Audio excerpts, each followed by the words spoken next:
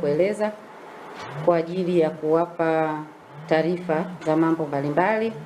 Lakini pia kama tunavyofahamu kwamba siku ya jana Mheshimiwa Rais aliweza kutoa maelekezo ya kuhakikisha kwamba wananchi waendelee na shughuli zao za kiuchumi kama kawaida.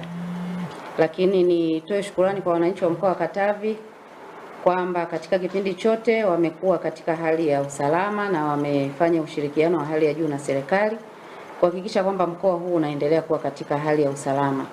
Na kwa maana hiyo wote tunatambua kwamba shughuli za kiuchumi na shughuli za kijamii hazikusimama na zilikuwa zinaendelea kipindi chote. Lakini kwa leo ni msisitizo tu kwamba shughuli hizo zote ziendelee kwa sababu mkoa wetu unaendelea kuwa salama mpaka kipindi hiki. Lakini jambo la pili ni kuwafahamisha pia kwamba utoaji wa huduma zote za jamii